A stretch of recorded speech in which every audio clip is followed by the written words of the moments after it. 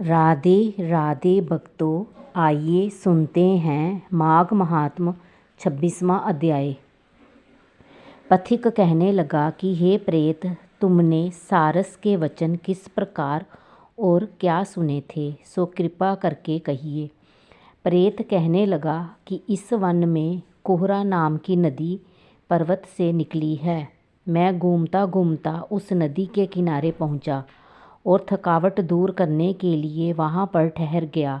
उसी समय लाल मुख और तीखे दांतों वाला एक बड़ा बंदर वृक्ष से उतरकर जल्दी से वहां पर आया जहां एक सारस सोया हुआ था। उस चंचल बंदर ने कई एक पक्षियों को देखकर उस सोए हुए सारस को दृढ़ता से पैरों से पकड़ लिया और तो सब पक्षी उड़कर वहाँ से चले गए, परंतु सारसी भयभीत होकर विलाप करती हुई वहीं पर रुक गई।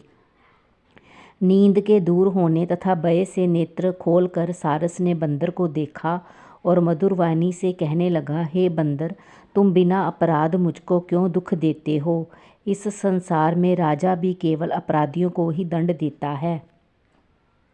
तुम्हारे जैसे श्रेष्ठ प्राणी किसी को पीड़ा नहीं देते। हम अहिंसक और दूसरे के कर्मों को नहीं देखते।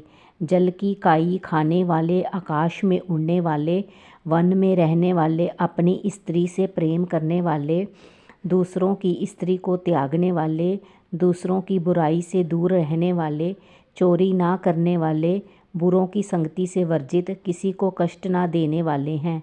सो इस प्रकार मुझ निरपराधी को हे बंदर छोड़ दो। मैं तुम्हारे पहले जन्म के वृत्तांत जानता हूँ। ये वचन सुनकर वह बंदर उसको छोड़कर दूर बैठ गया और कहने लगा कि तुम मेरे पूर्व जन्म के वृत्तांत को कैसे जानते हो? तुम अज्ञानी पक्षी हो और मैं वन में घूमने वाला हूँ। सारस कहने लगा कि मैं अपनी जाति की स्मृति के बल से तुम्हारे पूर्व जन्म का सब वृत्तांत जानता हूँ। तुम पूर्व जन्म में विंध्य पर्वत के राजा थे और मैं तुम्हारे कुल का पूज्य पुरोहित था। तुम राजा होकर अपनी प्रजा को पीड़ा दिया करते थे। विवेकहीन तुमने बहुत सा धन इकट्ठा किया। सो वानर, प्रजा की पीड़ा रूपी अग्नि की ज्वाला से तुम पहले ही तप चुके हो। पहले तुम कुंभीपाक नरक में गिराए गए। तुम्हारे शरीर को नरक में 3000 वर्ष बीत गए। फिर नरक से निकलकर बचे हुए पापों के कारण इस बंदर की योनि में आए और मुझको मारना चाहते हो। पूर्व जन्म में तुमने ब्राह्मण के बाग से लूटकर बलपूर्वक फल खाए थे। उसका ये भयंकर फल हुआ कि तुम वानर और वनवासी हुए। प्राणी अवश्य में अपने किए हुए कर्मों को भोगता है। इसको देवता भी नहीं हटा सकते। इस प्रकार मैं सारस का जन्म लेकर भी अज्ञान से मोहित नहीं हुआ। इतनी कथा कहकर वानर कहने लगा कि यदि ठीक ही जानते हो तो बताओ, तुम पक्षी कैसे हुए? सारस लगा कि मेरी दुर्गति का कारण भी सुनो।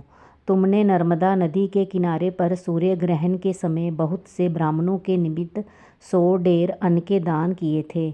मैंने पुरोहिताई के मध्य से थोड़ा सा ब्राह्मणों को दिया और बाकी सब मैं आप हर ले गया।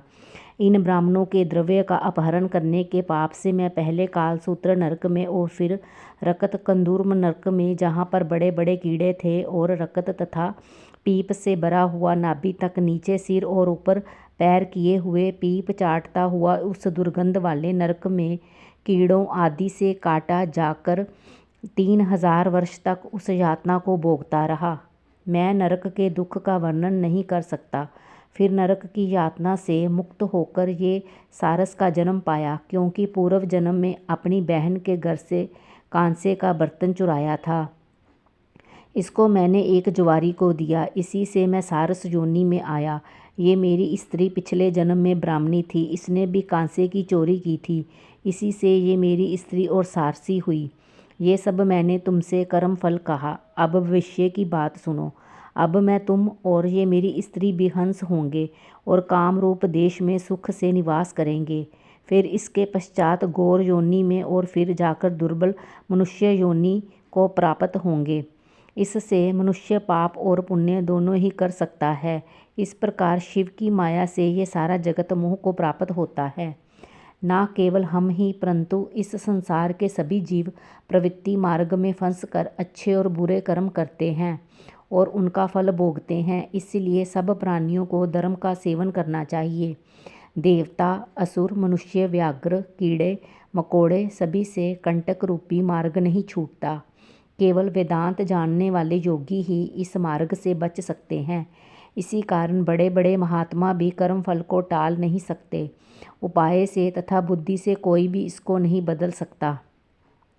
तुम पहले राजा थे, फिर नरक में गए, अब बंदर की योनि में वन में फिरते हो और फिर भी ऐसा ही जन्म पाओगे।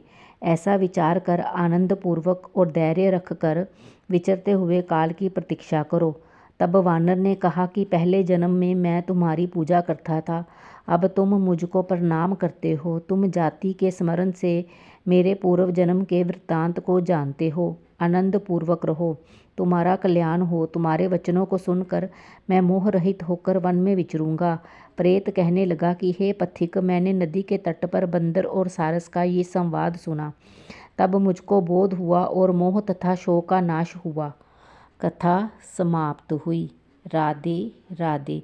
कृपया मेरे चैनल को लाइक, शेयर, कमेंट और सब्सक्राइब करें।